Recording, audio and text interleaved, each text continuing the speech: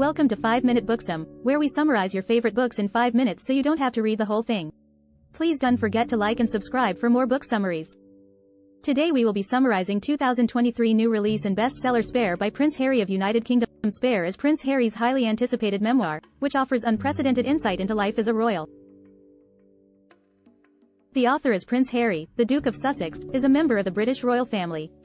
With remarkable candor, Harry reflects on his mother's death, his complex relationships with other family members, and his battles with the press.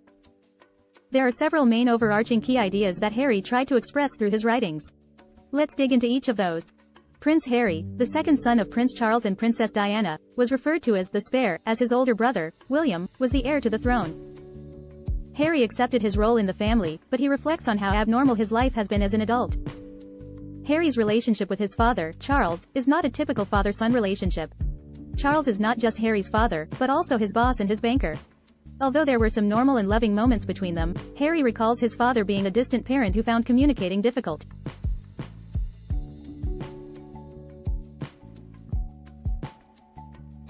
Harry's royal status thwarted his attempts to lead a normal life. For instance, he had armed bodyguards following him everywhere he went, including school and the pub. As an adult, Harry managed to enjoy occasional moments of freedom, like going to the supermarket on his own.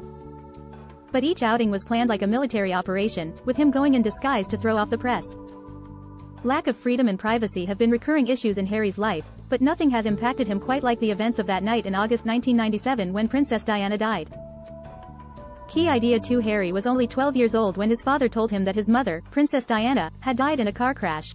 Although he didn't cry that night, Harry felt guilty for not being sad like the countless strangers who were crying at the funeral. Harry had trouble accepting that his mother was gone and even believed that she was just hiding or playing dead. As an adult, Harry began to search for the truth and asked for the secret police files on the car crash. When he saw photos of the smashed car in the tunnel in Paris, Harry finally saw the truth. The paparazzi had followed Diana into the tunnel, shooting photos even as she lay dying.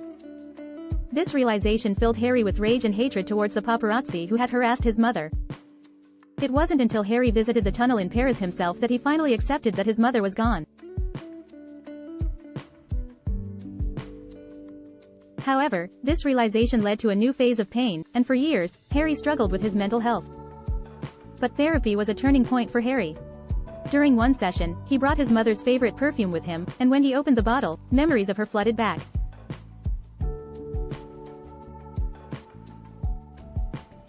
Harry could hear her laughter and cried with joy. Although it took many years, Harry eventually found closure and began to heal. Harry has been targeted by the press since he was a teenager due to the circumstances of his mother's death. The relationship between Harry and the press has been mutually antagonistic, and the tabloids published false stories about him using drugs and cheating in school exams. However, some stories were true, such as the time Harry was photographed wearing a Nazi uniform to a fancy dress party. The journalists and photographers never left Harry alone, and he started to fantasize about punching paparazzi to avoid them. Harry's father advised him to ignore the papers, which was ironic considering his own dealings with the media. Charles had made a deal with the newspaper editor to publish a negative story about Harry, indirectly collaborating with the press for his own reputation.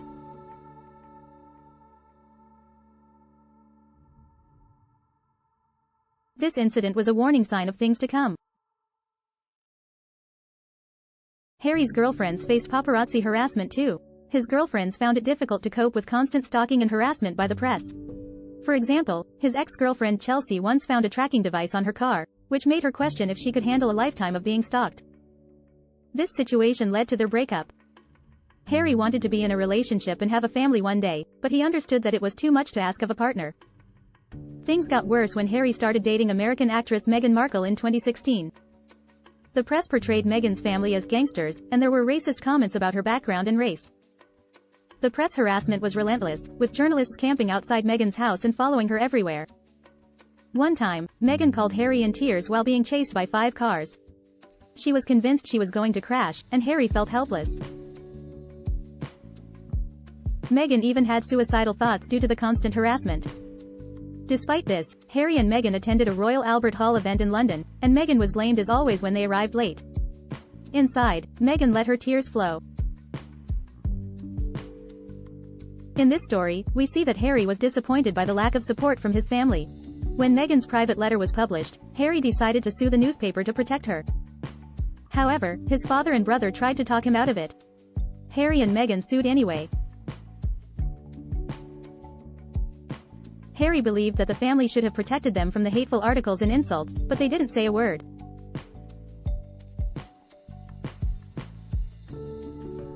Harry suspected that certain members of the family were working with the press. In 2020, Harry and Meghan decided to leave the UK and step away from royal duties due to press harassment. The final details of their departure were hashed out in a meeting with the royal family. Harry wanted to find a compromise while retaining security to keep his family safe, but others argued for an all-or-nothing approach. Eventually, the royals made a deal to allow Harry and Meghan to keep their security, at least for the time being. The papers were outraged, but Harry had no regrets about his decision to leave. Reflecting on his life so far, Harry recognizes that there's a common theme in nearly all his problems: the press, and their obsession with tormenting members of the royal family, and turning them against each other. What a shame that it had to come to this, Harry and Meghan feeling compelled to flee the country. But there have also been victories along the way, like Harry finally coming to terms with the loss of his mother. And of course, he found love, and started a family of his own, something that once seemed out of reach. Harry may be the spare, but more importantly, he's also the one who broke free, and started living life on his own terms. Thanks for watching. If you want more of these videos, please like and subscribe.